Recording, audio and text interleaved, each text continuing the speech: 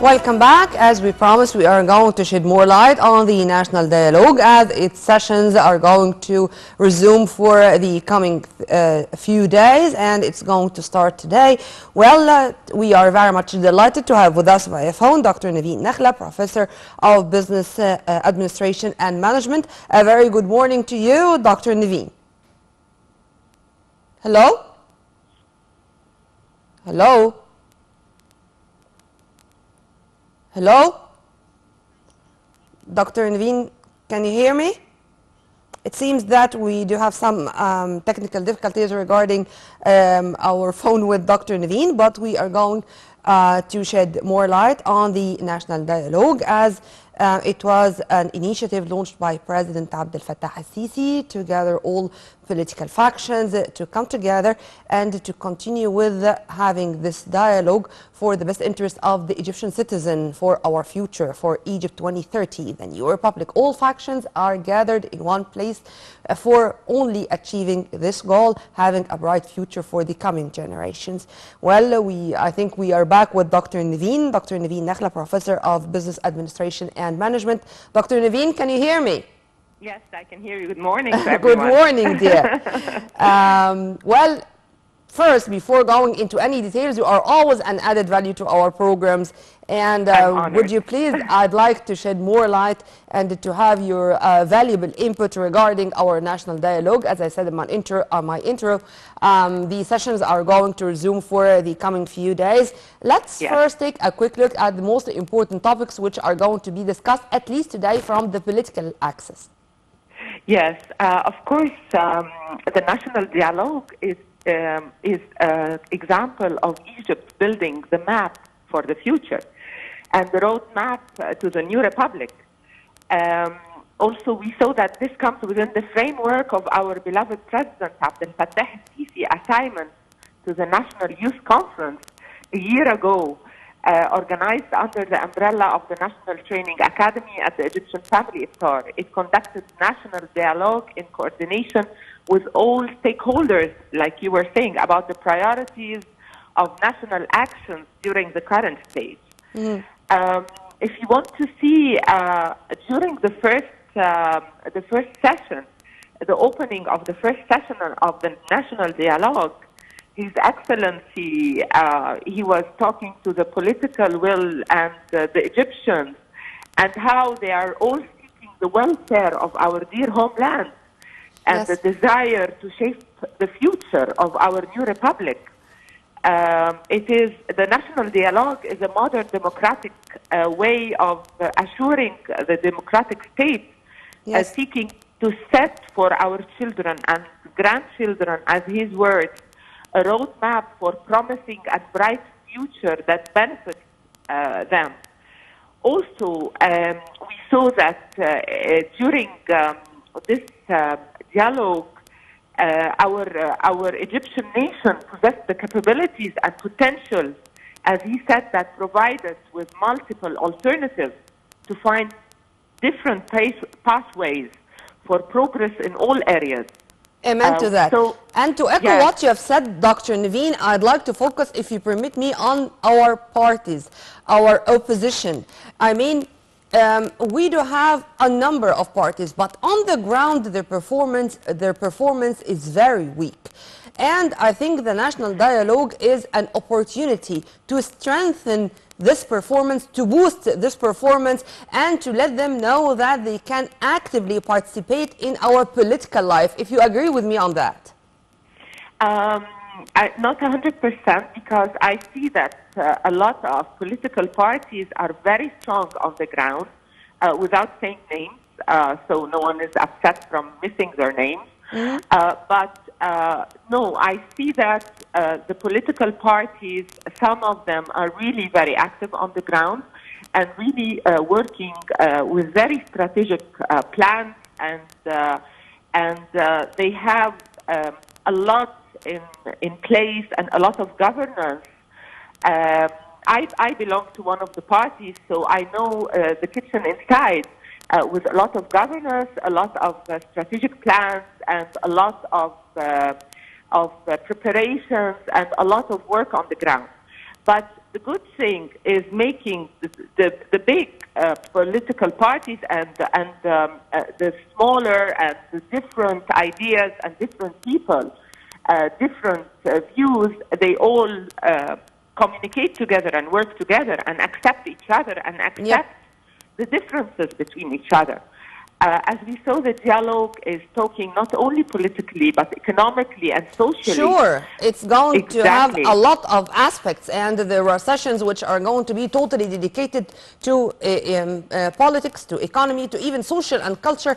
This is something we are going, inshallah, to continue with discussing all over the days of sessions. But let me also know your vision regarding the participation of NGOs, regarding the very important role to be played by the NGOs and to be tackled by the national dialogue regarding spreading political awareness among the Egyptian people, of course, across the country. Yes, as you know that our precious Egypt possess competent minds, sincere intentions, and the will to work. And this is why NGOs and all the parties and all NGOs and all the people working on the ground socially also. Hello? Hello? I can hear you. It makes us very forefront of nations and states, and a dream and hope that everyone will unite and work together and reach agreements on how to solve different problems. We will see today that there are 74 different issues to be tackled or to be solved. So having the NGOs, of course, as you know, they work in different areas. Yeah. You have NGOs working for health issues, NGOs working for social issues, housing.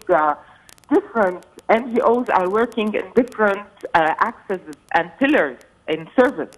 Mm-hmm. So getting these people all in a visionary under one roof, talking to each other, accepting each other different views and accepting each other opinions and ideas, and each one is valuable, competent person and competent organizations putting in a governance, putting their vision and putting their strategic plans together and getting out one solution to be really on the ground, to be executed on the ground, not by words, I mean. And also a very important thing that the dialogue is performing and giving to our beloved Egypt is, when everyone is working in different places alone, it is like dropping water in different areas. But to really do an impact and like pour all the efforts in one place, pour all the efforts together in one train, one road, this is very important. Joint action, it's a joint action, it's a collaboration, it's coordination. Amen to what you're saying, but I also like to focus on two important words, or to be accurate, two important messages sent by the National Dialogue in general: sustainability and transparency. Sustainability meaning that we are building the future for the coming generations. We are not looking only for quick solutions, temporary solutions. No, we do have short-term plans and long-term plans. So the word sustainability is very indicating and very important. In addition to transparency, we are facing challenges and we are facing problems, but the most important, let's say, step to be taken is to recognize first that we do have a problem, and then it's going to be much easier to solve it. If you want to elaborate on that. Exactly. Effective and vibrant and transparent dialogue, including all the views, bringing together all the perspectives and achieving tangible and studied results on all issues at all levels. This is the key success factor. And this is what His Excellency a year ago asked for everyone to sit together on one table and start the national dialogue. Also, transparent, that everyone, no one is scared to say his opinion, even if your opinion is not as my opinion or not walking in the same direction. But having this healthy dialogue makes a real solution on the ground. So you don't, one party or one organization or even the political will not impose a solution for each of the challenges we have on the ground. No, it is a collaborative action. And as we teach people in management or in leadership, when people, they are part of the decision and part of the execution plan and part of the ideas and the opinions and his voice is listened, the execution is very strong, and everyone is really happy to be sharing and doing enthusiastically. You know what I mean? So with enthusiasm and with care and with real vision and one strategic plan. Yeah. We saw that over the past year, a lot of preparatory measures and a lot of process of creating the atmosphere necessary to launch the dialogue during this month. Also, we saw that different opinions won't spoil the country or won't spoil the whole strategic plan and the whole vision of Egypt 2030 for real sustainable development and real work on the ground.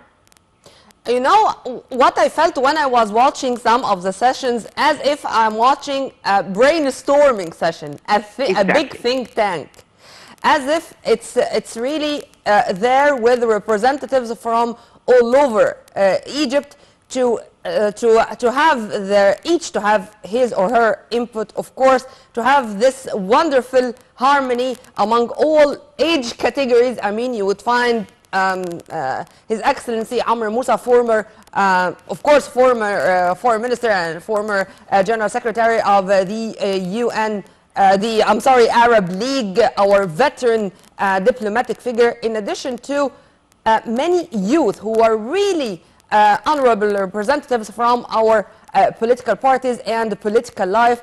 How do you see this mix? I mean, if it's another message sent by the national dialogue to all Egypt to say that all age categories are included and the empowerment of women and youth is on the right track and is guaranteeing that tomorrow is a better future for the coming generations. Exactly, and we saw that our beloved president called for all Egyptians to do effort to succeed, to face and analyze problems and issues, to find solutions and alternatives to them. So this call for the national dialogue with differences of opinions and the participants are all distinguished group, bringing all members of the Egyptian society together. As you mentioned, youth, more knowledgeable experts, NGOs, political parties, known and big political parties and smaller political parties, different youth with different opinions, everyone under one roof, everyone academics, under one... university professors. I mean, exactly. Every participant is sending a message by himself. When we focus on veteran politicians, with academics, with university professors, with politicians, meaning that we are going to have a scientific base for our dialogue, in the same time to include the very simple problems of the layman in the street. So it's going together from here and there, or to guarantee or to say that this is going to be a success story. Exactly. So it's not only theoretical or professor views. No, it is both. You are tackling the real problem, and also having the professors and having the university professors is very important to have a scientific root cause analysis to each problem. You don't see the problem as it is in the street, or the challenge as it is in the street with the opinion of the normal people only. No, you get the root cause analysis of it. You have scientific view and scientific plan to solve it. And also to have the normal people, and all political parties and all the youth and all the other people is very important, because they have a say also in how to tackle the challenge. So it's connecting both the science and the heart of Egypt, the people on the ground. Of course, our precious Egypt deserves our efforts and deserves this unite for our love to our country, and the continuous support from the political will and from His Excellency for this dialogue. It provides the means to make it a success and activating its outcome. And to give the national dialogue the freedom to choose all the topics to be discussed. We cannot divide, or we cannot separate politics from economy, for example. We cannot speak about politics or our political life without mentioning the economic challenges which we are facing, not alone, of course, which the whole world is facing, including us, regarding the soaring prices, regarding the inflation, regarding the crises of supply chain and energy after COVID-19 and the Russian-Ukrainian struggle. How do you see also this, the freedom of choice? Simply, whatever is the topic you are going to discuss, please do, but with the participation of all powers. Exactly. And also, we saw this typically, and we saw this by evidence during the first actual discussion session of the National Dialogue. And this was a very special day. Watched in amazing, and I mean, we saw the political access, for example, starting with the committees for exercising political rights, parliamentary representation, human rights, public freedoms committees, and the trade unions and civil society committees. The committee, for example, for exercise of political rights and parliamentary representation, discussed issues, electoral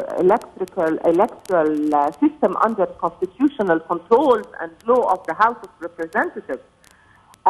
For example, we saw the Committee of Human Rights and Public Freedom discussing the issues of eliminating all forms of discrimination. We saw the Committee of Trade Union and Civil Society discussing issues solving challenges of cooperatives, and a lot are taking place. You know, the sessions last for 3 hours each session.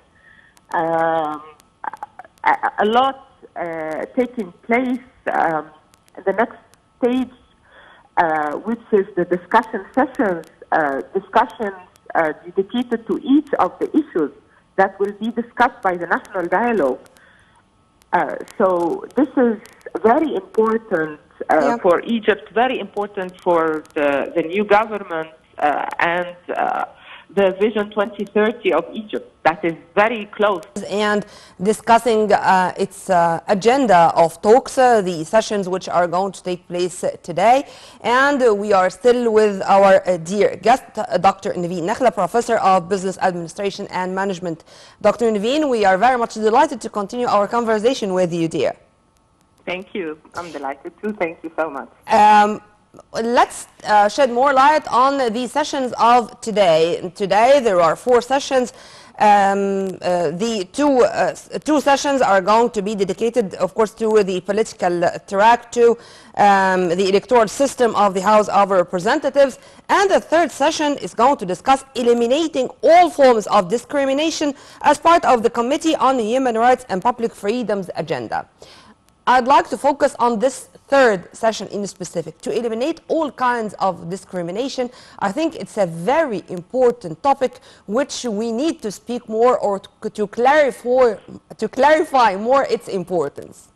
Yes, as we said, the importance at the beginning, the importance of this national dialogue is the discussion of different things like national, social, cultural, political, economical, educational, and other issues, and presenting them through channels and mechanisms of intellectual dialogue, encouraging community members and civil society institutions to contribute and participate in the national dialogue.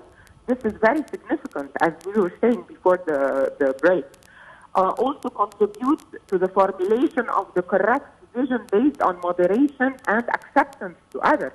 This is another very important priority and very important issue, and the importance of the national dialogue.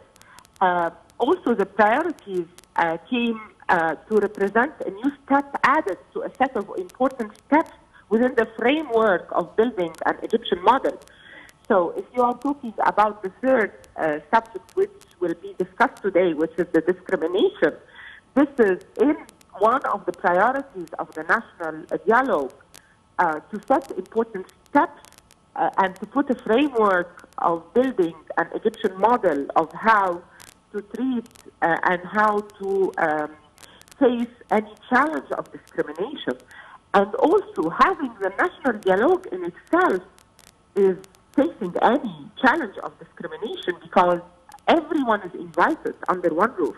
Everyone is heard. Everyone is saying his vision and his strategic plan and his opinion and his view. So this is one core of the national dialogue and one core of today's meetings and today's sessions. You know, I wanted to focus on these topics because, you know, we are not experts in politics, for example, but I think we all thought that it's going to be totally dedicated to our political life, political awareness, economic challenges, and of course these topics are very important, but not less important are going to be the cultural sessions, for example, or the social sessions, when we know that the national dialogue is going to discuss family and social cohesion. This is saying that we are looking forward to another Egypt, really, the new republic, and to have these topics as under the spot, or to be one of the important topics to be discussed and to be discussed by specialists. This has made me, myself, very proud of the choice of such topics, if you agree with me on that. Very much, very much. Not only the different 74 topics that are going to be tackled, as we said, scientifically and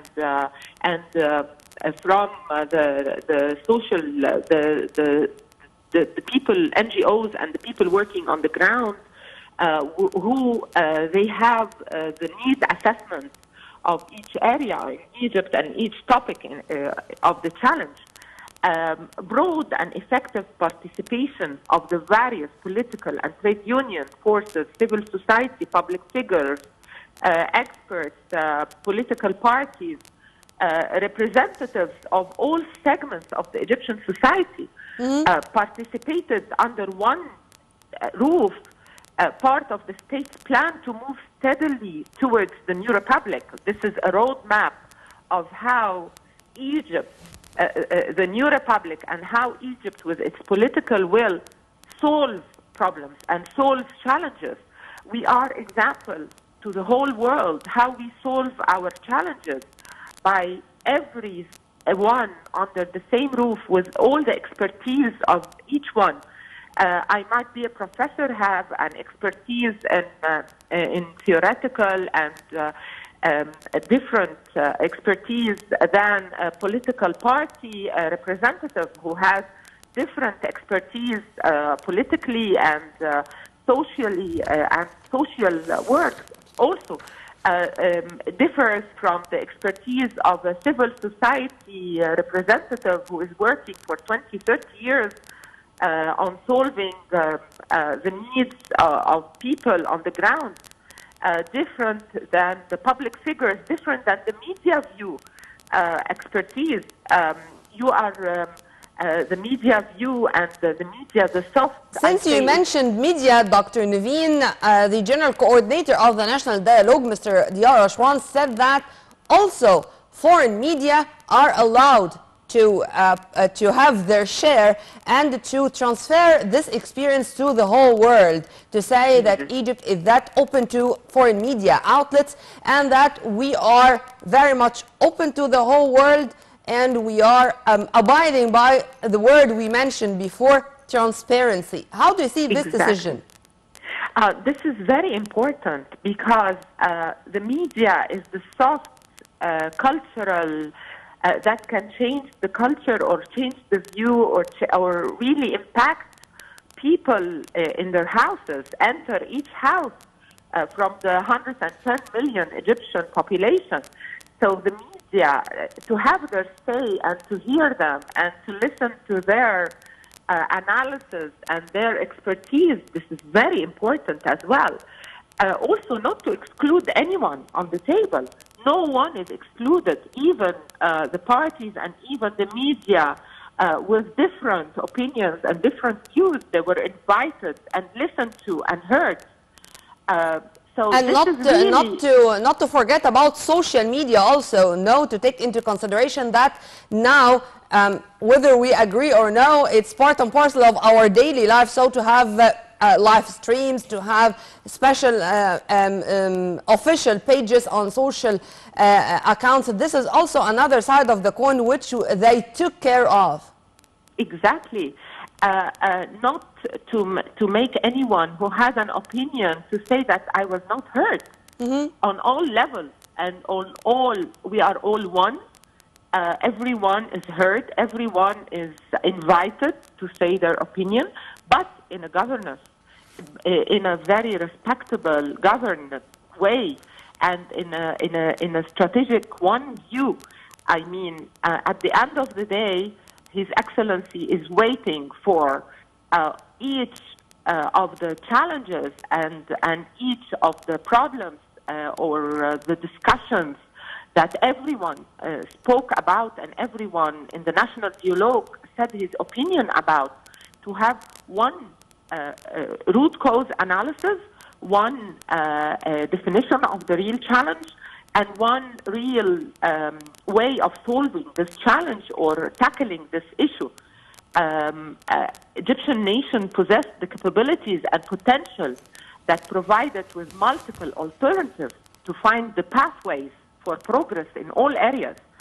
I mean, it is not one-track-minded decision. It is not bureaucracy. It is real cooperation and real dialogue, and we showed the whole world how human rights are really possessed, respected, guarded, protected, to send this message to the whole world. This is the modern civilized Egypt. Exactly. Dr. Nevine Nakhla, Professor of Business Administration and Management, thank you very much for your valuable input. It's always a pleasure to have you with us. Thank you. Have a very good day.